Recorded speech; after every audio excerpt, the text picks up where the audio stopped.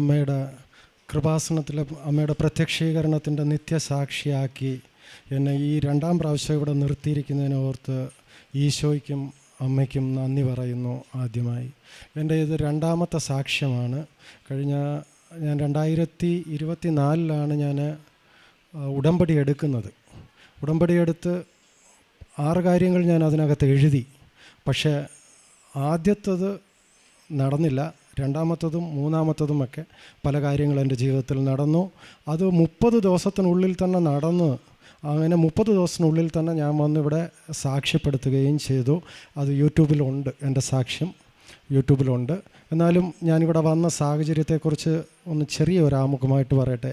ഞാൻ ഒരുപാട് വർഷങ്ങളായിട്ട്, അതായത് കത്തോലിക്ക കുടുംബത്തിൽ ജനിച്ചു വളർന്ന കുടുംബമൊക്കെ ആയെങ്കിലും ഒരു 19 വർഷക്കാലം ഞാൻ സഭയോട് ചേരാതെ എങ്ങും പോകാതെ ഒക്കെ കറങ്ങി നടന്നു.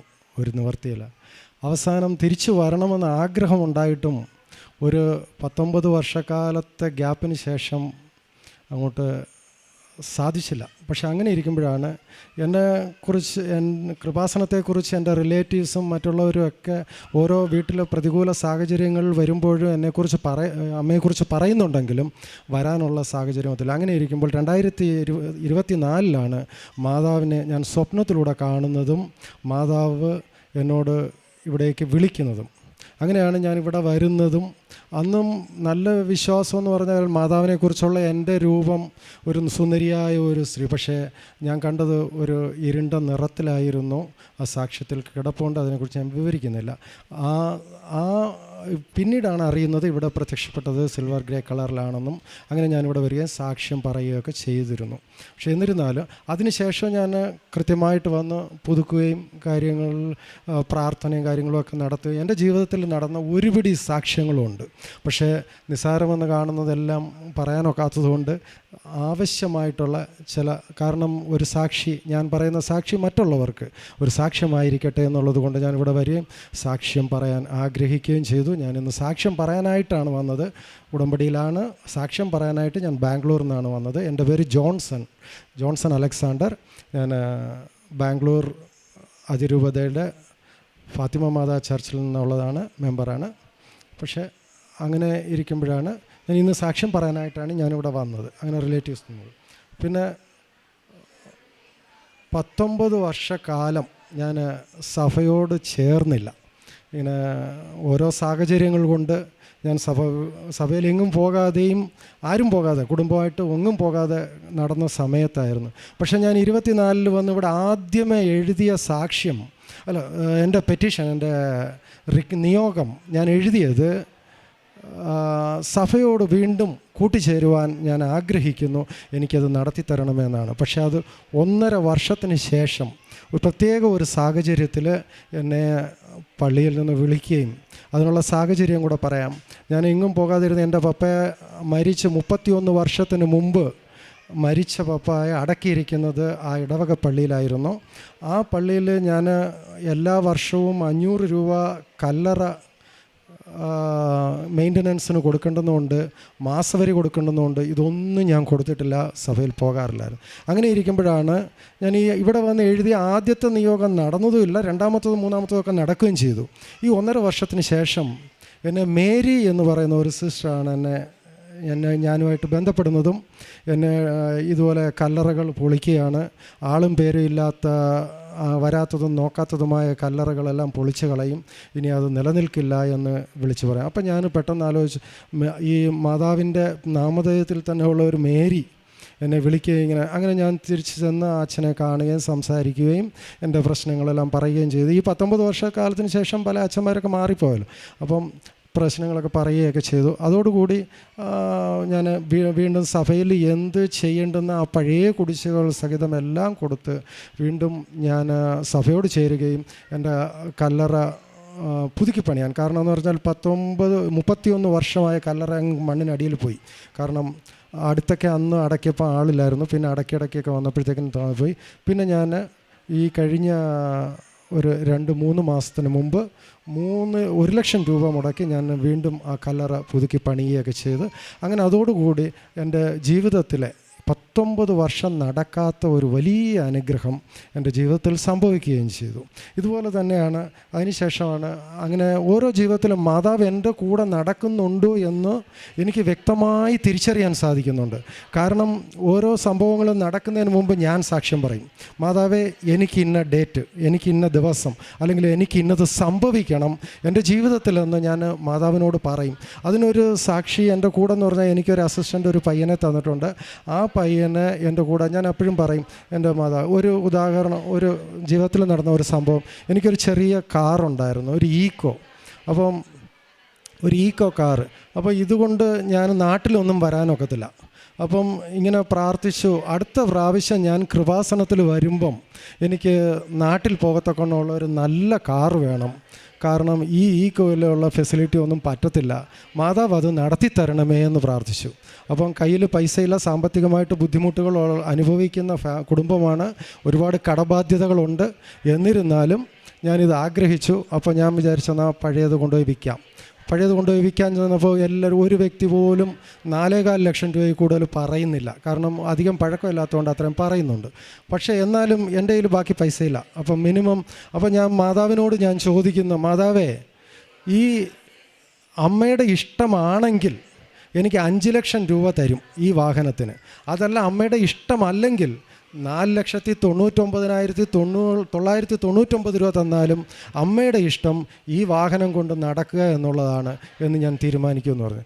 അവസാനം ഈ 4.25 ലക്ഷം രൂപ പറഞ്ഞ വ്യക്തി തന്നെ വാഹനം നല്ലതായതുകൊണ്ട് തിരിച്ചെന്നെ വിളിച്ചിട്ട് പറഞ്ഞു, ഞാൻ 5,05,000 രൂപ തരാം ഈ വാഹനം കൊടുക്കുമെന്ന് പറഞ്ഞിട്ട്. അങ്ങനെ 5,05,000. അപ്പം ഞാൻ തിരിച്ചറിഞ്ഞു, ഞാൻ മാതാവിൻ്റെ തീരുമാനം അങ്ങനെ ആയിരുന്നു എന്ന് തിരിച്ചറിഞ്ഞ് ഞാൻ ആ വാഹനം കൊടുത്തിട്ട് വീണ്ടും പോയി ഒരു പുതിയ വാഹനം, ഒരു കാർ വാങ്ങി. ഞാൻ ആ കാറ് അതിന് കിട്ടിയ, ഞാൻ നമ്പറൊന്നും ചോദിച്ചു വാങ്ങത്തില്ല, പക്ഷേ എനിക്ക് വന്നപ്പോഴത്തേക്കിന് എൻ്റെ നമ്പർ വന്നു 5987. അപ്പം 7ാം നമ്പർ അവസാനത്തെ സംഖ്യ എന്ന് അപ്പോഴും മനസ്സിൽ തോന്നി, മാതാവേ ഡിസംബർ 7-ാം തീയതി മാതാവ് ഇവിടെ പ്രത്യക്ഷപ്പെട്ട ഈ ദിവസത്തിൻ്റെ ആ സംഖ്യ തന്നെ എൻ്റെ കാറിന് തന്നല്ലോ എന്നുള്ളത്. ആ കാറും കൊണ്ട് ഞാൻ ആദ്യമായിട്ട് ഇവിടെ വന്ന് വളരെ നന്ദിയും പറഞ്ഞിട്ടാണ് പിന്നീടാണ് ഞാൻ ആ വാഹനം ഉപയോഗിക്കുന്നതും. അതിനുശേഷം നാട്ടിലേക്ക് ഒരു മരണത്തിനൊക്കെ വരുമ്പോഴൊക്കെ അത് വന്നു. പക്ഷെ പോകുമ്പോഴും വരുമ്പോഴൊക്കെ ഇതുവഴി തന്നെ വരും. ഇവിടെ കയറിയിട്ട് ഞാൻ എങ്ങോട്ടും യാത്ര ചെയ്യത്തുള്ളൂ.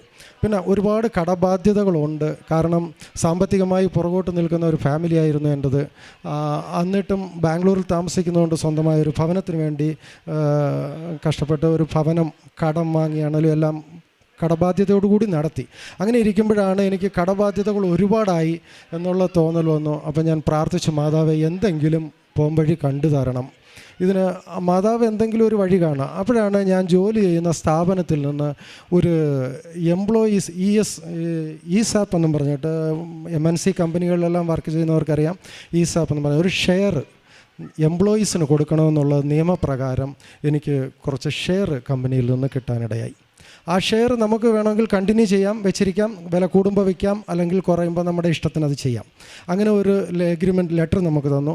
അപ്പം കിട്ടിയതിൻ്റെ പിറ്റേന്ന് തന്നെ ഞാൻ വിചാരിച്ചു ഈ ഷെയർ ഞാൻ കൊടുത്തിട്ട് ഈ കിട്ടുന്ന പൈസ കൊണ്ട് ഞാൻ എത്ര കടം വീട്ടാൻ ഒക്കുമോ അത്ര കടം വീട്ടാം. അപ്പം ഞങ്ങളുടെ കൂടെ പലർക്കും ഈ ഷെയർ കൊടുത്തിട്ടുണ്ട്. അപ്പോൾ ചിലർ പറഞ്ഞു, അന്ന് ഞാൻ വിൽക്കുന്ന സമയത്ത് 950 രൂപയാണ്. അപ്പോൾ പലരും പറഞ്ഞു 1000 രൂപയ്ക്ക് മേളിൽ പോട്ടെ, 1200 വരട്ടെ കിട്ടുമെന്ന് പറഞ്ഞു. പക്ഷേ ഞാൻ അന്ന് വിറ്റു. എനിക്ക് അന്ന് വിൽക്കുന്ന സമയത്ത് ഞാൻ കാൽക്കുലേറ്റ് ചെയ്തു, എനിക്ക് 2 ലോൺ മെയിനായിട്ട് തീർക്കണമെങ്കിൽ 11.25 ലക്ഷം രൂപ വേണം. അപ്പോൾ 11.25 ലക്ഷം രൂപ വേണം. അപ്പോൾ ഞാൻ മാതാവിനോട് അവിടെ ഇരുന്നുകൊണ്ട്, അപ്പോൾ എൻ്റെ കൂടെ ഒരു പയ്യനുണ്ട്, അസിസ്റ്റൻറ്റ് പയ്യൻ, അവനോട് ഞാൻ പറയാം, എനിക്ക് 11.25 ലക്ഷം രൂപ തരണം മാതാവ്, 12 ലക്ഷം തികച്ച് തരണം. അപ്പോൾ 11.25 ലക്ഷം രൂപ ഞാൻ എൻ്റെ 2 ലോൺ തീർക്കുകയും ചെയ്യും. 25,000 രൂപ ബാലൻസ് ഉള്ളത് ഞാൻ കൊണ്ടുവന്ന് കൃപാസനത്തിൽ ചാരിറ്റിക്ക് വേണ്ടി ഞാൻ ഇവിടെ കൊടുക്കുമെന്നും പറഞ്ഞു. അങ്ങനെ 2025 തന്നെ എനിക്ക് കിട്ടിയത് 13 ലക്ഷം രൂപ കിട്ടി, 1.25 ലക്ഷം രൂപ. പക്ഷേ പറഞ്ഞ ബാക്കി പൈസ ഞാനിവിടെ കൊണ്ടുവന്ന് കൊടുക്കുകയും ചെയ്ത് റെസിപ്റ്റ് എൻ്റെ കയ്യിലും ഉണ്ട്. അപ്പോൾ ഇത് എൻ്റെ ജീവിതത്തിൽ നടന്ന ഒരു വലിയ, എന്നാലും കടം തീർന്നില്ല, എന്നാലും മാതാവ് മാധ്യസ്ഥം വഹിച്ച് നൽകി തന്ന വലിയ അനുഗ്രഹത്തെ ഞാൻ ഏറ്റുപറയുന്നു.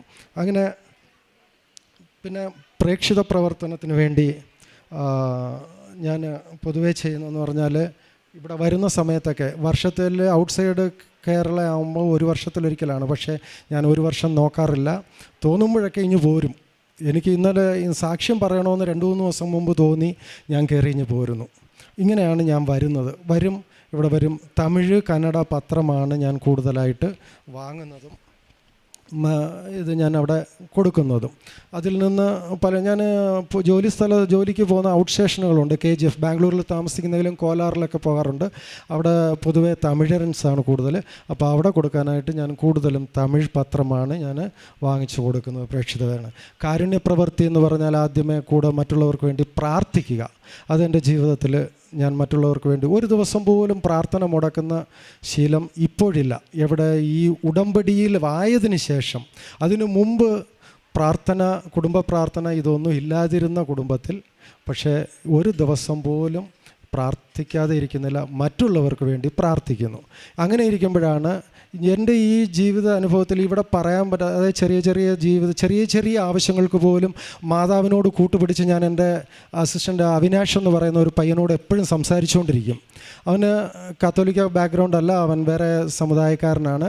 അപ്പം ഈ എൻ്റെ നിസ്സാരമാണെന്ന് മറ്റുള്ളവർക്ക് തോന്നുന്ന ചെറിയ ചെറിയ കാര്യങ്ങൾ പോലും ഞാനിങ്ങനെ പറഞ്ഞു കഴിയുമ്പോൾ എനിക്ക് കിട്ടുന്നത് കൊണ്ട് അവനൊരാഗ്രഹം വന്നു, ഞാനും വരും അടുത്ത പ്രാവശ്യം ഇതുപോലെ കൃപാസനത്തിൽ പോകുമ്പോൾ. അപ്പം ഞാൻ ചോദിച്ചു, മോനെ നിനക്ക് പറ്റുമോ, ഉടമ്പടി എടുക്കാൻ ഒക്കുമോ, നിൻ്റെ ജീവിതത്തിൽ ഇങ്ങനെ പല കാര്യങ്ങൾ ചെയ്യാൻ, കാരണം മാതാവിനെ വിശ്വസിക്കുന്നവരല്ല, ഇങ്ങനെയൊക്കെ ചോദിച്ചിട്ട്, ഇല്ല ഞാൻ വരിക, ഞാൻ എൻ്റെ അപ്പനും അമ്മയോടും പറഞ്ഞിട്ടുണ്ട്, ഞാൻ വരികയാണെന്നും പറഞ്ഞ് അവനോട് വന്നു.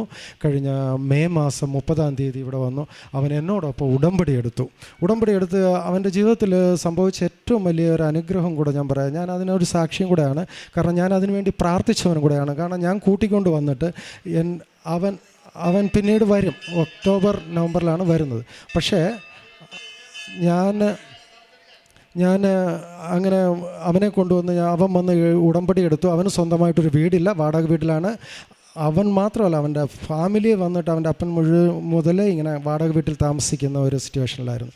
പക്ഷേ ഇവിടുന്ന് പോയി 40-ാം ദിവസം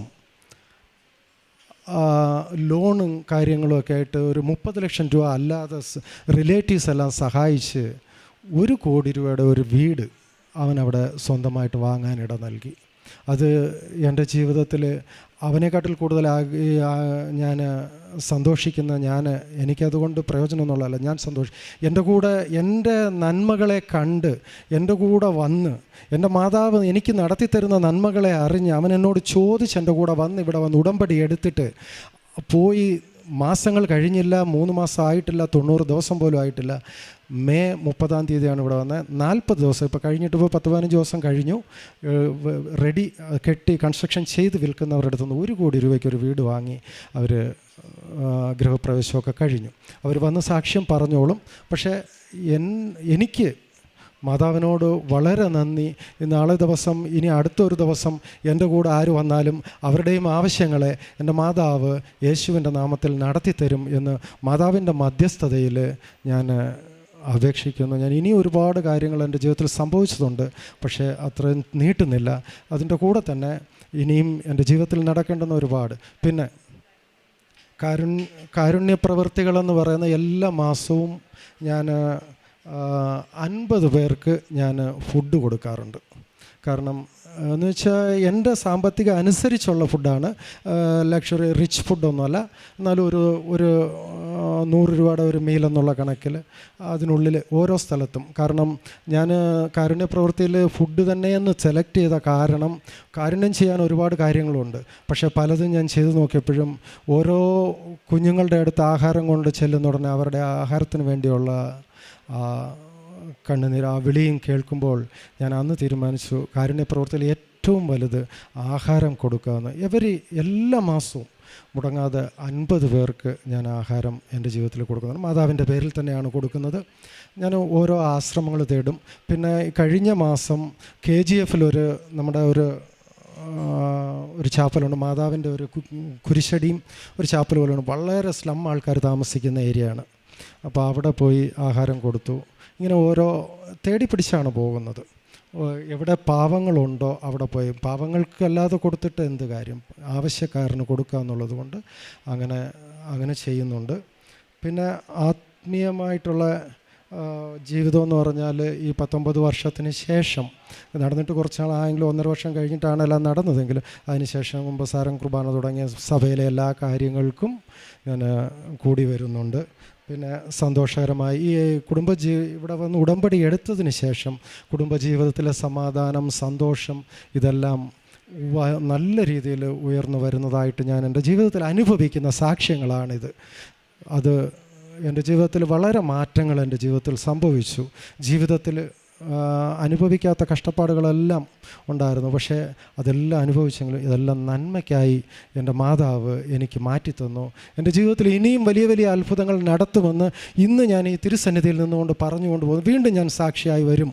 കാരണം ഇത് എൻ്റെ മാത്രമല്ല, ലോകം മുഴുവൻ. എൻ്റെ പഴയ സാക്ഷ്യം യൂട്യൂബിലുണ്ട്.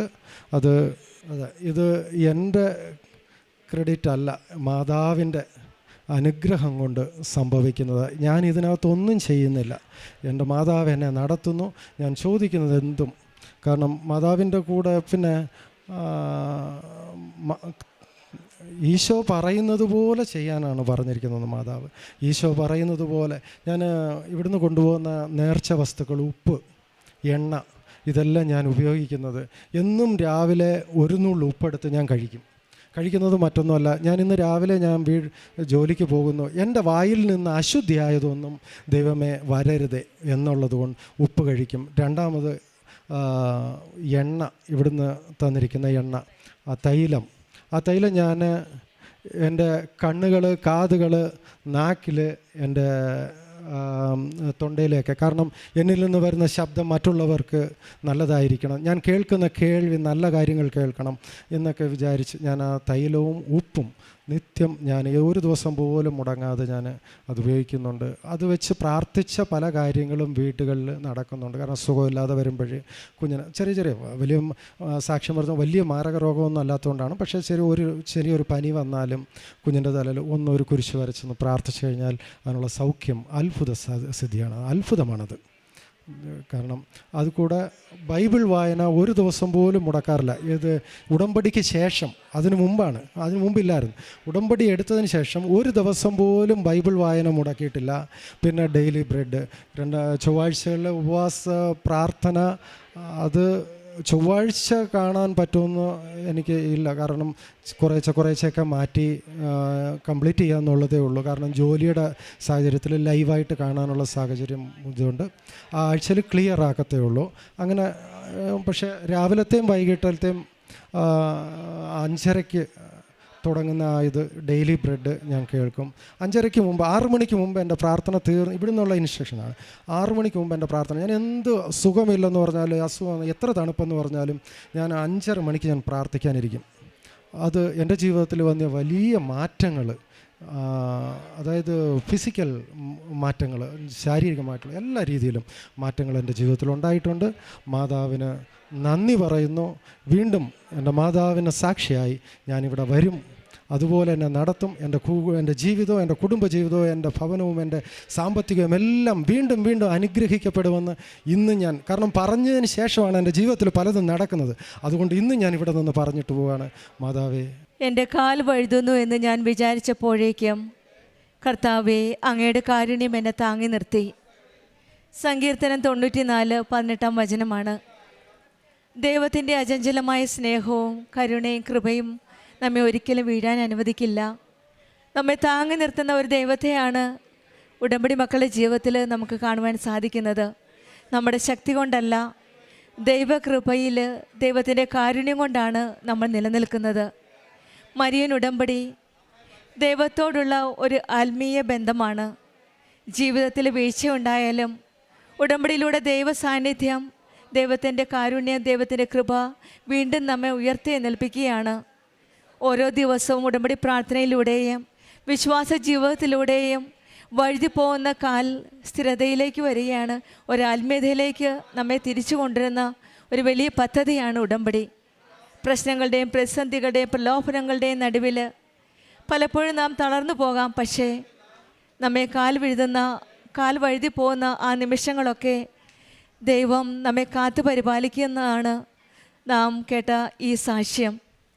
ജോൺസൺ അലക്സാണ്ടർ എന്ന സഹോദരൻ്റെ സാക്ഷ്യത്തിൽ 19 വർഷത്തോളം സഭയിൽ നിന്നകന്ന് ഒരു ജീവിതമായിരുന്നു. പിന്നീട് തിരിച്ചു വരാൻ ആഗ്രഹിച്ചു. പക്ഷെങ്കിൽ കൃപാസനത്തെപ്പറ്റി കേൾക്കുകയും പരിശുദ്ധ അമ്മ തന്നെ ഈ മകന് പ്രത്യക്ഷപ്പെട്ട് അമ്മ തന്നെ വെളിപ്പെടുത്തി കൊടുക്കുകയാണ്. അമ്മയാണ് വിളിച്ചത്.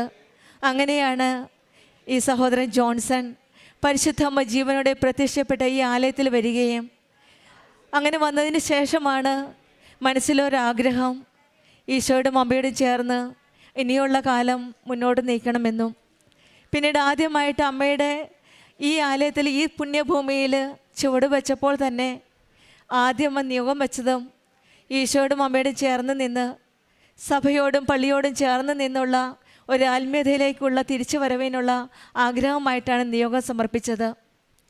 ജെറമയ പ്രവാചകൻ്റെ പുസ്തകം 29 അധ്യായം 14 വചനം പറയുന്നത് പോലെ, നിങ്ങൾ എന്നെ കണ്ടെത്താൻ ഞാൻ ഇടയാക്കുമെന്ന് കർത്താവ് അരുളി ചെയ്യുന്നു, ഞാൻ നിങ്ങളുടെ ഐശ്വര്യം പുനഃസ്ഥാപിക്കുമെന്നാണ്. ഉടമ്പടിയിലൂടെ ദൈവത്തെ നാം കണ്ടെത്താനുള്ള ഒരു ഇടപെടലാണ്, ദൈവത്തിൻ്റെ ഒരു ഇടപെടലാണ്. അങ്ങനെയാണ് ഈ മകന് ഈശോയുടെയും അമ്മയുടെയും സാന്നിധ്യത്തിലൂടെ ആ ആഗ്രഹമാണ് നിയോഗമായി സമർപ്പിച്ച് പ്രാർത്ഥിച്ചത്.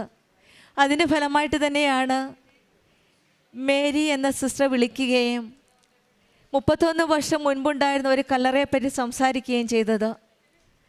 ഇത് പരിശുദ്ധ അമ്മയുടെയും ഒരു വലിയ ഇടപെടലിൽ കൂടെ മാത്രമാണെന്നാണ് സഹോദരൻ ജോൺസൺ സാക്ഷ്യപ്പെടുത്തുന്നത്.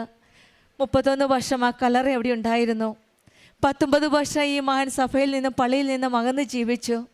പക്ഷെങ്കിൽ പരിശുദ്ധമ്മ ജീവനോടെ പ്രത്യക്ഷപ്പെട്ട ഈ ആലയത്തിൽ വന്ന് മരീൻ ഉടമ്പടി എടുത്തതിന് ശേഷം ഈ മകന് പള്ളിയിലേക്ക് ഈശോയിലേക്കും തിരിച്ചു വരാനുള്ള ആഗ്രഹം പ്രകടിപ്പിക്കുകയും അങ്ങനെ ആ മേരി എന്ന സിസ്റ്റർ ഫോൺ വിളിക്കുകയും അത് ഈശോയുടെ അമ്മയുടെ ഒരു ഇടപെടൽ മാത്രമാണ്.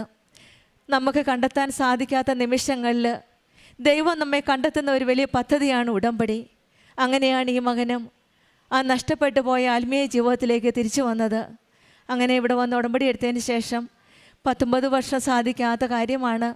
സമയ ചുരുക്കത്തിൻ്റെ അമ്മ കൃപാസനം അമ്മയുടെ മധ്യസ്ഥതയിലൂടെ ഈശോയുടെ സ്നേഹവും ആ കരുണയും തിരിച്ചറിഞ്ഞ് ആ സ്നേഹത്തിലേക്ക് തിരിച്ചു വരാനായിട്ട് സാധിച്ചത്. നമ്മളെ കാലുവഴുതാത്ത ആ ദൈവത്തിൻ്റെ അരികിലേക്ക്, ആ സന്നിധിയിലേക്കാണ് അവിടുത്തെ കാരുണ്യം താങ്ങി നിർത്തിക്കൊണ്ട് ഈ മകനെ തിരിച്ചു വിളിച്ചത്. ഇന്ന് പരിശുദ്ധ അമ്മയുടെ പ്രത്യക്ഷീകരണത്തിൻ്റെ സാക്ഷിയായിട്ട് അമ്മയ്ക്ക് നന്ദി പറയുകയാണ്. പൂർണ്ണ ഹൃദയത്തോടെ പൂർണ്ണ മനസ്സോടെ എല്ലാം തന്ന ദൈവത്തിന് നന്ദി പറഞ്ഞുകൊണ്ടാണ് അമ്മയുടെ പ്രത്യക്ഷീകരണത്തിൻ്റെ സാക്ഷിയായിരിക്കുന്നത്. അതുപോലെ തന്നെയാണ് ഈ മകൻ പറഞ്ഞ മറ്റൊരു സാക്ഷ്യം. നാട്ടിൽ വരുവാനായിട്ട്, ബാംഗ്ലൂരിൽ നിന്ന് വരുവാനായിട്ടൊരു വാഹനമില്ല. മാതാവെ നടത്തി തരണമേ എന്ന് പ്രാർത്ഥിച്ചു. പഴയത് വിൽക്കണം, പുതിയത് മേടിക്കണം. അങ്ങനെ എല്ലാ കാര്യങ്ങളും ഇപ്പോൾ ഈശോയോടും അമ്മയോടും ചേർന്ന് നിന്നാണ് പ്രാർത്ഥിച്ചാണ് എല്ലാ കാര്യവും ചെയ്യുന്നത്. അമ്മയ്ക്ക് ഇഷ്ടമാണെങ്കിൽ, അമ്മയുടെ ഹിതമനുസരിച്ചാണെങ്കിൽ എനിക്ക് ആഗ്രഹിച്ച തുക നൽകി എന്നെ അനുഗ്രഹിക്കണമേ എന്ന് പ്രാർത്ഥിച്ചു. അതിന് പ്രകാരം തന്നെ ആഗ്രഹപ്രകാരം ആ വാഹനം വിൽക്കുവാനും പുതിയൊരു വാഹനം വാങ്ങിക്കുവാനും സാധിച്ചു. പക്ഷെങ്കിൽ ഈ മകൻ പറയുന്നത് പുതിയ വാഹനം വാങ്ങിച്ചതും അമ്മയുടെ ഇഷ്ടപ്രകാരമാണ്, പഴയത് വിൽറ്റതും അമ്മയുടെ ഇഷ്ടപ്രകാരമാണ്. കാരണം ആഗ്രഹിച്ച എമൗണ്ട് കിട്ടുകയും പുതിയ വാഹനത്തിന് 5987 എന്ന നമ്പർ പ്ലേറ്റ് കിട്ടുകയും അതിനകത്ത് 7 എന്ന നമ്പർ വന്നുകൊണ്ട് അമ്മയുടെ ഒരു ഇടപെടലുണ്ട് എന്നാണ് ഈ മകൻ സാക്ഷ്യപ്പെടുത്തുന്നത്. ഉടമ്പടി മക്കളുടെ ജീവിതത്തിൽ ഏത് കാര്യത്തിന് പോയാലും ഈശോയുടെ അമ്മയുടെ ഇടപെടൽ നമുക്ക് കാണുവാൻ സാധിക്കും. അങ്ങനെയാണ് ഈ മകന് പൂർണ്ണ വിശ്വാസമുണ്ട്.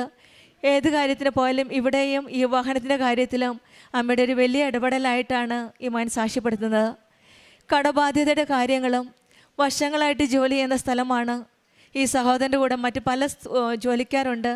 പക്ഷെങ്കിൽ ജോൺസൻ്റെ മാത്രമായിട്ടാണ് എംപ്ലോയി ഷെയർ വന്നത്. അതും ഒരു വലിയൊരു അതിശയമാണ്. കാരണം മറ്റാർക്കും വരാത്ത ഒരു കാര്യമാണ് ഈ മകന് കിട്ടിയത്.